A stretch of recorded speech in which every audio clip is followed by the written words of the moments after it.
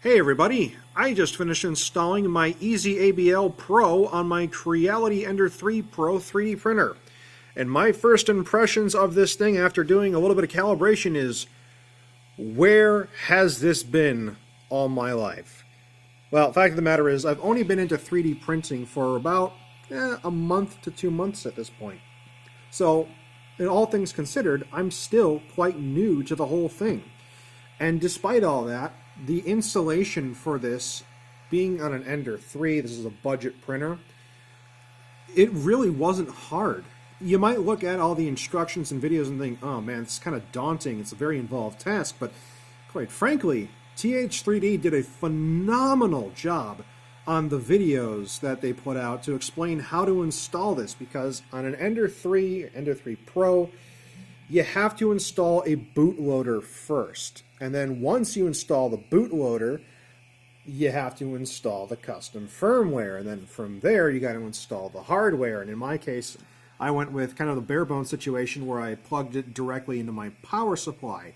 Honestly, not a big deal so long as you've got some experience with dealing with computers, a little bit of wire work, and if you have any experience in something like automotive stuff, you're probably familiar with routing wires and connections and stuff, and if you've got any experience with computers, which you're going to need a little bit, setting everything up to do all these extra steps really isn't that big of a deal.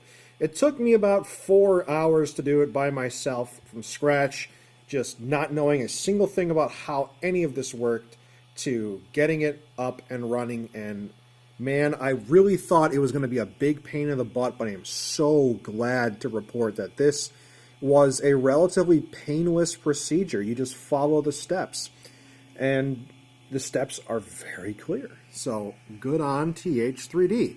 They made a good product. Now this is, I believe, a proximity sensor. The BL Touch uses a physical probe that goes up and down, and I decided that this would be better for me because I'm not about to dip my toes in the water of the complexity of setting up the BL Touch in comparison to the EZABL. I mean, they probably called it the EZABL for a reason, because it's pretty easy to install, all things considered.